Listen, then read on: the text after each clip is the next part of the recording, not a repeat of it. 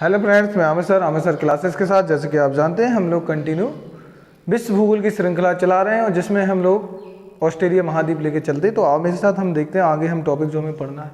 आज हमें पढ़ना है ऑस्ट्रेलिया की नदियाँ और नदियों के बारे में जाने। मैं यहाँ पे बता दूँ, ऑस्ट्रेलिया में ज़्यादा नदी नहीं है, 3 या 4 ही रिवर्स है इंपॉर्टेंट है, लेकिन उससे भी ज़्यादा इंपॉर्टेंट सिर्फ 2 नदियाँ हैं जिनके हर बार एग्जाम में जो क्वेश्चन पूछे जाते हैं वही पढ़ेंगे। नदियाँ हैं ऐसे बहुत सारी, लेकिन हमें एग्जाम में वही जानना है जो एग्जाम पॉइंट ऑफ व्यू से इंपॉर्टेंट है। जितना एग्जाम के हिसाब से ज़्यादा ज़रूरी है वही हम जानेंगे। तो आओ मैं स्टार्ट करता हूँ। आओ मैं आपके साथ यहाँ पे डिस्कस करने जा रहा हूँ नदियों के बारे में। मैं एक्चुअल स्थिति बता दूँ, यहाँ पे जो मैंने बना के रखा है ये आपकी जो नदी है ये आपकी ये वाली विक्टोरिया नदी है, विक्टोरिया नदी। और ये आपकी जाके गिरती कहाँ पे? बोनापार्ड की खाड़ी में। कहाँ से कहाँ जाके गिरेगी? बोनापार्ड की खाड़ी में। तो विक्टोरिया नदी जो है बोनापार्ड की खाड़ी में जाके गिरती है। और ये किस भाग पे बहती है? वाला भाग कौन सा कहलाता है? मैं पहले मैप पे बता चुका हूँ, उत्तरी ऑस्ट्रेलिया। क्या है? उत्तरी ऑस्ट्रेलिया में ये बहती है, बोनापार्ड की खाड़ी में जाके गिरती है। तो देखिए मैंने पहले ही बता चुका था, बोनापार्ड आपका यहाँ पे क्या है? सॉरी मतलब विक्टोरिया आपका क्या है? यहाँ पे स्टेट है। राज्य के बारे में पहले चर्चा कर चुका हूँ जब मैंने आपको पॉलिटिकल मैप पढ़ा रहा था। तो यहाँ बता चुका था कि ये क्या है आपका, विक्टोरिया राज्य है। और यहाँ पे एक मैंने आपको डिजर्ट बताया इससे पहले वाले लेक्चर में, मैं आपको डिस्कस कर चुका हूँ मरुस्थल रेगिस्तान के बारे में, ग्रेट विक्टोरिया। और विक्टोरिया नाम से यहाँ पे झील भी है। तो देखो विक्टोरिया थोड़ा सा ज़्यादा इंपॉर्टेंट रहेगा, वो ठीक है, क्वीन विक्टोरिया ब्रिटेन की थी, लेकिन ऑस्ट्रेलिया में कुछ ज़्यादा इंपॉर्टेंट पॉइंट है कि नदी भी है, डिजर्ट भी है और राज्य भी है। तो याद रखना, तो आप एक साथ इस चीज़ याद रख सकते हैं, बोनापार्ड की खाड़ी में गिरती है। अब मैं बात करता हूँ यहाँ पे जो इंपॉर्टेंट नदी है और जो मर्रे और डार्लिंग की बात करता हूँ। यहाँ पे मुर्रे और मर्रे कई बुकों में अलग अलग मिलता है, मर्रे भी बोलते हैं, इंग्लिश में मुर्रे बोलते हैं, अलग अलग चलता है। तो ये देखिए यहाँ आपको मैं चर्चा कर चुका था कि इस वाले भाग पे आप देखोगे, यहाँ पूरा यहाँ पे किनारे पे इस प्रकार से ऐसे करके आप देखोगे तो यहाँ पे एक मैंने आपको रेंज बताई थी, और जो विश्व की 3rd नंबर की लार्जेस्ट रेंज है और जिसका नाम बताया था ग्रेट डिवाइडिंग रेंज या ग्रेट डिवाइडिंग श्रेणी। तो ग्रेट डिवाइडिंग श्रेणी के बारे में मैंने आपसे चर्चा की थी। तो उन्हीं से निकलती है मतलब कि आपकी डार्लिंग। तो पहले मैं बात करूं, चर्चा करूं तो ये हो जाएगा, थोड़ा सा मैं डार्लिंग के बारे में यहीं पे बता देता। एक नदी और ग्रेट डिवाइडिंग। तो डार्लिंग नदी निकलती कहाँ से? उद्गम स्थान क्या है? तो आप यहाँ लिख लीजिए, हेडिंग डाल लीजिएगा डार्लिंग नदी। मैं लिख नहीं रहा, ये आप लिख लीजिएगा, मैं बोलता जा रहा। आप हेडिंग डालना डार्लिंग नदी, और डार्लिंग नदी डालने के बाद फिर आप लिखोगे कि एक इसकी सहायक नदी है मुर्म ब्रिज। तो मुर्म ब्रिज इसकी क्या है? इसकी ट्रिब्यूटरी है, सहायक नदी है। ये दोनों कहाँ से निकलती है? ये आगे जाके मिल जाती है यहाँ पे, और यहाँ से इसका जो नाम होता है वो डार्लिंग पड़ता है। तो डार्लिंग का निकलने का पॉइंट क्या है? ग्रेट डिवाइडिंग रेंज से ये निकलती है नदी, ठीक है। आगे जाके यहाँ पे एक मैदान है, ये वाला जो मैदान है पूरा मतलब कि आपके डाउन्स के मैदान कहलाते हैं, और डाउन्स के मैदान में जाके मर्रे के साथ मिल जाती है। तो इसलिए इसका नाम यहाँ से पड़ता है मर्रे और डार्लिंग। क्या नाम पड़ेगा? मर्रे और डार्लिंग। तो ये दोनों नाम पड़ जाते हैं। और गिरती कहाँ जाके? तो मर्रे और डार्लिंग दोनों जाके जब गिरती है तो ये इनकाउंटर खाड़ी में। तो ये लिख लेना है यहाँ पे, इसका उद्गम यहाँ पे देखो मैं लिख देता, उद्गम आप लिखोगे डिवाइडिंग रेंज, डिवाइडिंग श्रेणी, ये लिख लीजिए। ये हर बार मैं आपको बता चुका इस प्रकार से पढ़ने का तरीका, डिवाइडिंग श्रेणी। और ये इसका फॉलिंग पॉइंट मतलब गिरना कहाँ पे गिरेगी? इनकाउंटर खाड़ी, इनकाउंटर खाड़ी। तो जो मैं खाड़ी पढ़ा चुका था, स्पेंसर और इनकाउंटर खाड़ी, जहाँ पे ग्रेट ऑस्ट्रेलियन बाइट है उसका हिस्सा है और नीचे दक्षिणी महासागर है, तो वहाँ पे जाके गिरेगी। तो ये डार्लिंग है। अब इसके बाद मैं करूँ बात कि मर्रे की। तो मर्रे जो निकलती है, तो यहाँ पे मैंने एक आपको पर्वत श्रेणी जो बताई थी, सबसे ऊंची पर्वत श्रेणी है। तो पहले तो ये देखो ये किन किन राज्यों में होकर के बहती है। तो देखो इसका फ्लो देखो कि कितने राज्यों में फैलाव है या बहना इसका, तो कितने राज्यों में जाती है। राज्यों की बात करूँ कि राज्यों में कितने राज्यों में बहती है, मतलब कि ये पानी लेकर के जाती है, कितने राज्यों से निकलती। तो ये वाला हिस्सा आपका कहलाएगा क्वींसलैंड और ये आपका कहलाएगा न्यू साउथ वेल्स। तो क्वींसलैंड और प्लस न्यू साउथ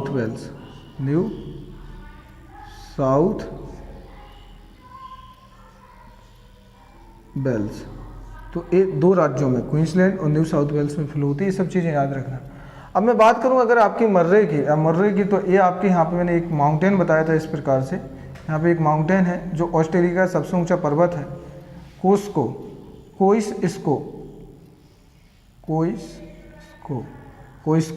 पर्वत, कोइस्को माउंटेन रेंज है जो सबसे ऊंचा पर्वत है। यहीं से निकलती है, इसका उद्गम स्थान आप लिखोगे तो ये इसका उद्गम स्थान हो जाएगा, निकलने का पॉइंट, मतलब ओरिजिन, इंग्लिश में ओरिजिन बोलते हैं इसको।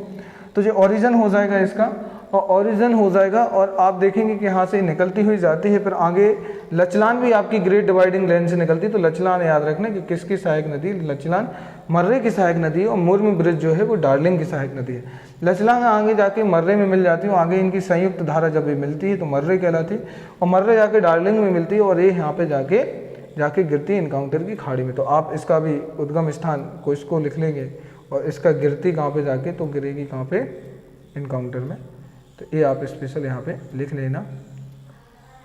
अब देखिए यहाँ पे ये लिखने के बाद यहाँ पे आपको जानना है कि अगर मैं बात करूँ कि सबसे बड़ी नदी की मैं बात करूँ, तो सबसे बड़ी नदी अगर क्वेश्चन पूछा जाए तो अगर दोनों ऑप्शन में दिया मर्रे डार्लिंग तो आप टिक करेंगे मर्रे डार्लिंग, और अगर नहीं दिया है और पूछता है कि ऑस्ट्रेलिया की सबसे बड़ी नदी कौन सी है, और अगर इस प्रकार से पूछता है कि ऑस्ट्रेलिया की सबसे बड़ी नदी, तो आप टिक करेंगे यहाँ पे स्पेशली सबसे बड़ी नदी। तो आप यहाँ पे जो ऑप्शन टिक करेंगे वो करेंगे क्या, डार्लिंग। तो ऑस्ट्रेलिया की सबसे बड़ी जो नदी है वो आपकी हो जाएगी डार्लिंग नदी। कौन सी हो जाएगी, डार्लिंग नदी। तो डार्लिंग नदी आपका आंसर हो जाएगा। इसमें आप आराम से बता सकते हो कि डार्लिंग जो नदी है वो ऑस्ट्रेलिया की सबसे बड़ी नदी है। ठीक है, और इसी में एक एक्चुअली स्थिति बता दूं कि पूरे ऑस्ट्रेलिया के अंदर यहाँ पे इम्पोर्टेंट है, कुछ चीज़ें हैं।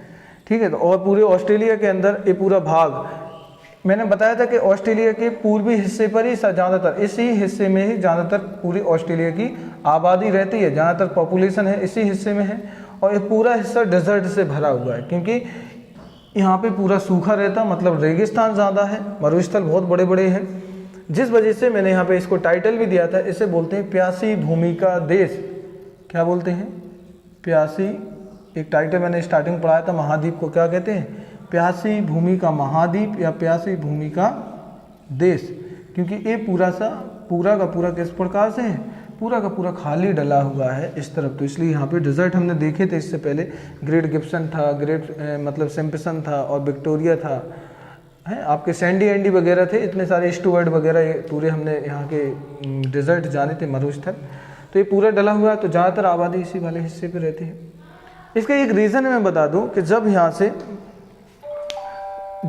से पवने आती हैं, पछुआ पवने आती हैं, वेस्टर्न विंड्स आती हैं, तो इसकी हाइट अब कौन सी रेंज है, इसके जो पूर्वी हिस्से पे ग्रेट डिवाइडिंग रेंज, इनसे जो वायु आती है, जो पवने आती है वो इनसे टकराती हैं, और टकरा करके इसी वाले हिस्से पे क्या करती है, पर्वतीय वर्षा करती है, माउंटेन रेनफॉल करती हैं, और माउंटेन रेनफॉल करते हुए इसी वाले हिस्से पे पानी पूरा गिराएंगे। अब यहीं से ये नदियाँ निकली जिसमें अच्छी खासी मात्रा में मीठा पानी मिलता है इन्हीं नदियों में, और यहीं तक लिमिट है। और यहाँ पे वो जब बारिश करवा देती है इस वाले पूरे पोर्शन पे, और जब वो पवने उन पर्वत को पार करके आती हैं तो ऊपर क्या अवस्था, वो पवने क्या हो जाती है, खाली, मतलब कि उनके वो गर्म पवने बचती हैं, मतलब उनके साथ कोई पानी नहीं रहता, और यहाँ पे वो धूल भरी हवाएं चलती हैं, मतलब कि रेगिस्तान, जिससे कि यहाँ पे ज़्यादा से ज़्यादा मात्रा में रेगिस्तान का क्या हुआ, निर्माण हुआ है।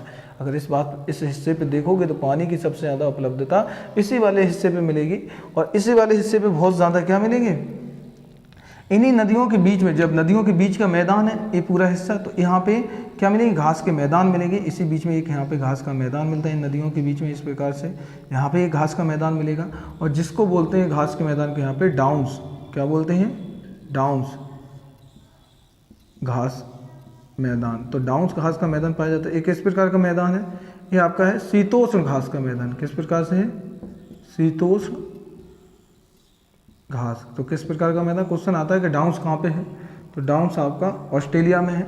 किस ऑस्ट्रेलिया में है, तो आपका पूर्वी ऑस्ट्रेलिया वाले हिस्से पे है। तो डाउन्स याद रखना। यहीं पे एक चीज़ और इम्पोर्टेंट रहेगी, ये तो है, यहाँ पे एक और इम्पोर्टेंट चीज़ें मिलती हैं यहाँ पे एक चीज़ और है बहुत ज़्यादा, यहाँ इसके बीच में आर्टिसियन बेसिन बनाए गए हैं। यहाँ पे आर्टिसियन बेसिन का मतलब है, हिंदी में मैं यहाँ लिखे देता, इसी वाले हिस्से पे artisan basin, artisan basin Hindi में इनको बोलते हैं उत्सुरुत कूप, उत्सुरुत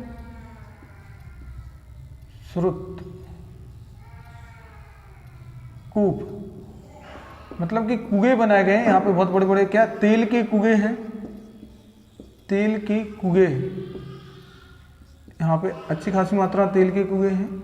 और तेल के कुएं होने के साथ साथ आर्टिसियन बेसिन यहाँ पे मतलब कि ऐसी पंपिंग की गई है, लाइन लगाई गई है अपने, मतलब पानी जो यहाँ पे इतना ज़्यादा नीचा है यहाँ पे आर्टिसियन बेसिन कि आप यहाँ पे अगर पानी बोर और वगैरह कराओ या मशीन से जो ड्रिलर वगैरह से, तो पानी एकदम अपने आप ऊपर आ जाता है। और जब वो पानी यहाँ ऊपर आ जाता है तो उस पानी को सप्लाई करने के लिए एक राज्य से दूसरे राज्य में बहुत बड़ी मात्रा में क्या लगाई गई, पाइपिंग लगाई गई, पाइपलाइन बिछाई गई है। तो उसी हिस्से को बोलते हैं आर्टिसियन बेसिन। तो ये वाले हिस्से पर आर्टिसियन बेसिन उत्सुरुत कूप पाए जाते हैं। इस मात्रा में यहाँ पे बहुत अच्छी मात्रा में क्या होता है, यहाँ पे बहुत अच्छा प्रोडक्शन होता है, उत्पादन होता है गेहूं का। मैंने बताया था कि जिस हिस्से पे शीतोष्ण घास के मैदान मिलेंगे वहाँ पे क्या गेहूं, मक्का, ज्वार और बाजरा, ये चीज़ें बहुत अच्छी मात्रा में उत्पादित होंगी। वहाँ पे इनका प्रोडक्शन जो मिलेगा, प्रोडक्शन बहुत अच्छी खासी मात्रा में मिलता है, इन सब चीज़ों का प्रोडक्शन मिलता है। यहीं पे आप बात करूँ, मैं इसके उत्तरी हिस्से पे बात करूँ, यहाँ पे एक जगह पाई जाती है और जिसका नाम है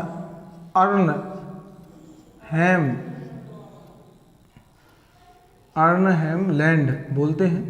यहाँ पे एक एक्चुअल स्थिति बता दूँ, मैंने यहाँ आपको एक चीज़ और बताई थी, यहाँ पे बरकली नाम से पठार है जो यूरेनियम के लिए फेमस है। अर्नहेम लैंड उसी का हिस्सा है और यही भी ये वाला हिस्सा आपका यूरेनियम के लिए फेमस है, वर्ल्ड फेमस है, विश्व प्रसिद्ध यूरेनियम भंडार के लिए प्रसिद्ध यूरेनियम भंडार अच्छी खासी मात्रा में यहाँ पे पाए जाते हैं। तो याद रखना अर्नहेम लैंड किस लिए फेमस है। और विश्व में मैं एक चीज़ और बात करूँ, आपने देखा होगा पहले हमारे इंडिया में, भारत में कितने ज़्यादा बहुत सारी मात्रा में यहाँ पे यूकेलिप्टस के पेड़ जो मिला करते थे। खासकर आप उत्तर प्रदेश या वाले रोड से जाओगे आप, या उत्तर प्रदेश में जैसे हम लोग स्पेशल मैं बात कर रहा हूँ झांसी टू कानपुर की बात करूँ मैं, या फिर इस रोड से जाते थे या फिर और भी जगह पे जाते थे, जब ट्रैवल करते थे, चाहे वो आपका बस से हो या आपका कार के द्वारा हो, तो रोड पर किनारे किनारे देखोगे बहुत सारी मात्रा यूकेलिप्टस के पेड़ लगे रहते थे। लेकिन अब वो नहीं है, इनकी ज़्यादातर भारत से इनकी कटाई कर दी गई, इनको काट दिया गया है। उसका रीज़न है क्योंकि ये ज़्यादा से ज़्यादा मात्रा में पानी का क्या करते हैं, पानी की इन्हें मतलब ज़्यादा ज़रूरत होती है कंपेयर टू अदर ट्री के, जो अदर पेड़ हैं उनके कंपेयर में इसको पानी की मात्रा ज़्यादा चाहिए। अगर मैं बात करूँ, अगर एक नीम का पेड़ है या शीशम का पेड़ है, तो उसको अगर मान लो एक दिन के में अगर 10 लीटर की ज़रूरत पड़ रही है, तो ये उसका 9 गुना मतलब कि 8 गुना लेगा, 80 से 90 लीटर पानी ले लेता है। इसलिए भारत से इन पेड़ों को काटा गया। और मैं बता दूं कि सबसे ज़्यादा यूकेलिप्टस के पेड़ इसी वाले हिस्से पे मिलेंगे, क्योंकि उत्सुरुत कूप होने के कारण पानी ऊपर बहुत ज़्यादा मिलता है यहाँ पे, क्योंकि पानी इतनी ज़्यादा मात्रा में है ये मर्रे और डार्लिंग नदी में कि अच्छी खासी मात्रा पानी की वजह से यहाँ पे क्या मिलेंगे, तो बहुत अच्छी खासी मात्रा में यहाँ क्या मिलेंगे, यूकेलिप्टस के पेड़ मिलेंगे। यूकेलिप्टस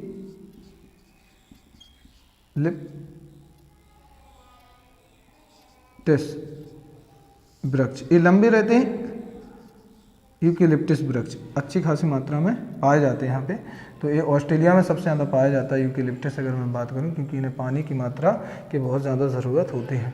तो ये हमने देखा 4 नदियों के बारे में मैंने बता दिया। सबसे बड़ी नदी आपकी डार्लिंग हो जाएगी, तो मर्रे डार्लिंग फेमस है। ये पूरा इसका हिस्सा बहुत ज़्यादा उपजाऊ है और उपजाऊ होने की वजह से यहाँ पे बहुत अच्छी मात्रा में मैंने बताया डाउन्स की घास पाई जाती है। और डाउन्स की जो शीतोष्ण घास है, जो जानवरों के लिए, भेड़ और बकरियों के लिए बहुत ज़्यादा क्या रहती है, पौष्टिक रहती है बहुत ज़्यादा।